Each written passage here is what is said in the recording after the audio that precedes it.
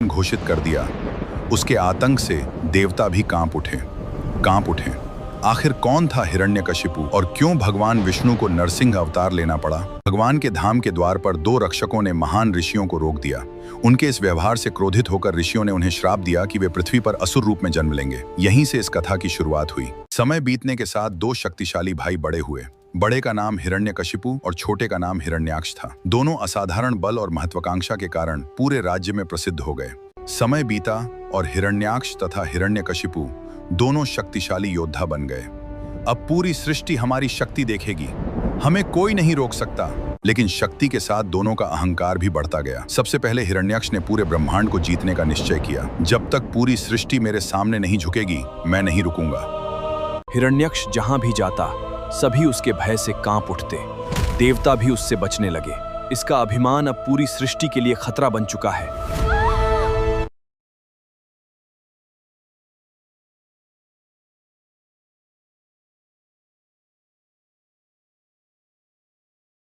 जब पृथ्वी ब्रह्मांडीय जल में चली गई, तब सभी देवता, प्रभु, सृष्टि कट में है, कृपया हमारी रक्षा कीजिए। चिंता मत करो, धर्म की रक्षा अवश्य होगी। देवताओं की प्रार्थना सुनकर भगवान विष्णु ने वराह अवतार धारण किया। प्रभु स्वयं अवतार ले चुके हैं। अब पृथ्वी को उसके स्थान पर वापस लाने का समय आ गया है। वराह अवतार गहरे जल में पृथ्वी की खोज करते हुए आगे बढ़े। तभी उनकी भेंट आने का साहस कर रहा है। मैं पृथ्वी को उसके स्थान पर वापस ले जाने आया हूँ। हिरण्याक्ष ने वराह भगवान को देखते ही उन्हें युद्ध की चुनौती दे दी। लेकिन भगवान का उद्देश्य केवल बल्कि पृथ्वी की रक्षा करना था। अधर्म का अंत निश्चित है हिरण्याक्ष। युद्ध शुरू करने से पहले वराह भगवान ने सबसे पहले पृथ्वी को अपनी दिव्य शक्ति से सुरक्षित स्थान पर स्थापित किया। प्रभु ने पृथ्वी की रक्षा कर ली। पृथ्वी को सुरक्षित करने के बाद वराह भगवान और हिरण्याक्ष के बीच भीषण युद्ध शुरू हुआ। दोनों की शक्ति से पूरा आकाश और समुद्र गूंज उठा। धर्म की रक्षा के लिए मैं सदैव खड़ा हूँ। लंबे समय तक चले इस महायुद्ध के बाद भगवान वराह ने अपनी दिव्य शक्ति से हिरण्यक को पराजित कर दिया। इसी के साथ पृथ्वी पर फिर से शांति और संतुलन स्थापित हो गया। जब हिरण्यकशिपु को समाचार मिला तो उसका क्रोध 7वें आसमान पर पहुंच गया। आपके भाई हिरण्याक्ष अब इस संसार में नहीं रहे। विष्णु, अब मैं तुम्हें कभी क्षमा नहीं करूंगा। हिरण्यकशिपु ने तपस्या शुरू की। वह वर्षों तक कठोर तपस्या करता रहा। मैं अपनी तपस्या नहीं तोड़ूंगा। हजारों वर्षों की तपस्या के बाद ब्रह्मा जी प्रकट हुए। मांगो, क्या वरदान चाहिए? तब हिरण्यकशिपु ने ऐसा वरदान मांगा जिससे उसे लगा कि उसकी मृत्यु कभी नहीं होगी। न दिन न रात में मेरी मृत्यु हो। हिरण्यकशिपु ने एक एक करके अपनी सभी शर्तें ब्रह्मा जी के सामने रखीं। न घर में, न बाहर, न मनुष्य, न पशु। ब्रह्मा जी ने हिरण्यकशिपु की तपस्या से प्रसन्न होकर उसे वरदान दे दिया। तथास्तु। वरदान मिलते ही हिरण्यकशिपु का अहंकार बढ़ गया। उसने स्वयं को तीनों लोकों का सबसे शक्तिशाली शासक घोषित कर दिया। अब मेरी ही पूजा होगी। हिरण्यकशिपु ने पूरे राज्य में आदेश दिया कि कोई भी भगवान विष्णु का नाम नहीं लेगा, सिर्फ मेरी पूजा होगी। कुछ समय बाद हिरण्यकश्यप के घर एक पुत्र का जन्म हुआ, जिसका नाम रखा गया प्रहलाद। बचपन से ही प्रहलाद का मन भगवान विष्णु की भक्ति में लगा रहता था। ओम नमो भगवते वासुदेवाय। प्रहलाद की विष्णु भक्ति देखकर महल के लोग भी हैरान रह जाते थे। ओम नमो भगवते वासुदेवाय। जब हिरण्यकश्यप को प्रहलाद की विष्णु भक्ति का पता चला तो वो बहुत क्रोधित हुआ। हिरण्यकश्यप ने प्रहलाद को समझाया कि वो सिर्फ उसकी ही भक्ति करे। पिताश्री, मेरे हृदय में तो भगवान विष्णु ही हैं।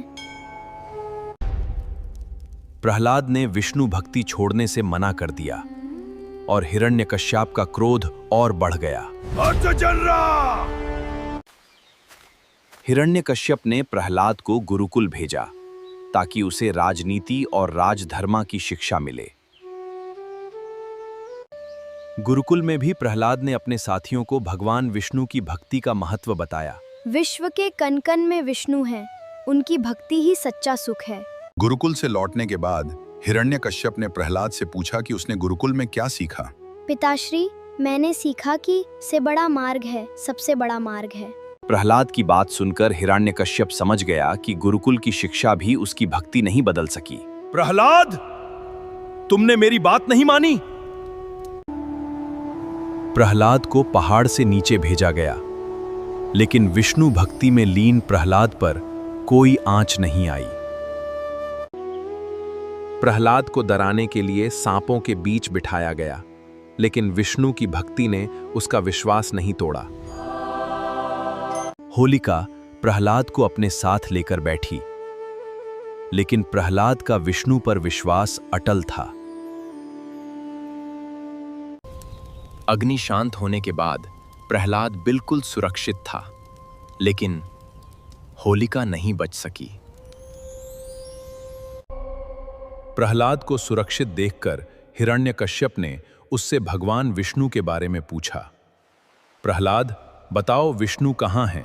प्रहलाद ने कहा, भगवान विष्णु हर जगह हैं। तब हिरण्यकश्यप ने स्तंभ की ओर देखा। प्रहलाद की बात सुनकर हिरण्य स्तंभ की ओर बढ़ा और तभी स्तंभ से एक अद्भुत दिव्य प्रकाश निकालने लगा। नरसिम्हा करना। भगवान नरसिम्हा को देखकर हिरण्यकश्यप ने अपनी सेना को उनके सामने भेज दिया।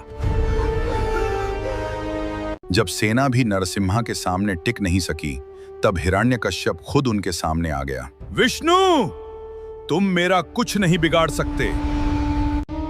हिरण्यकश्यप अपने वरदान पर घमंड करते हुए बोला, ना मुझे मनुष्य मार सकता है, ना पशु। हिरण्यकश्यप को अपने वरदान पर पूरा घमंड था। ना दिन में ना रात में, ना किसी अस्त्र से ना किसी शास्त्र से। भगवान नरसिम्हा ने हिरण्यकश्यप को अपनी गोद में उठा लिया। तुम मुझे कैसे मार सकते हो? मेरे वरदान की हर शर्त है। तब भगवान नरसिम्हा ने हिरण्यकश्यप को उसके वरदान की सच्चाई समझाई। ना मैं मनुष्य हूं ना पशु, मैं ना दिन हूं ना रात, ना मैं अस्त्र हूं ना शास्त्र। नरसिम्हा भगवान ने कहा, ना यह दिन है ना रात, और हम महल के अंदर भी नहीं बाहर भी नहीं हैं, हम दहलीज पर हैं, संध्या के समय। नरसिम्हा भगवान ने कहा, ना मैं किसी अस्त्र से तुम्हारा अंत करूंगा, हाँ, ना किसी शास्त्र से। तुम्हारे वरदान की हर शर्त पूरी हो चुकी है। हिरण्यकश्यप समझ गया कि उसके वरदान की सभी शर्तें पूरी हो चुकी थी। अब तुम्हारे वरदान की कोई शर्त बाकी नहीं। संध्या के समय दहलीज पर भगवान नरसिम्हा ने अपने नखूनों से हिरण्यकश्यप का अंत कर दिया। हिरण्यकश्यप का अंत करने के बाद भी नरसिम्हा भगवान का क्रोध शांत नहीं हुआ। प्रहलाद ने बिना डरे नरसिंह भगवान के चरणों में प्रणाम किया।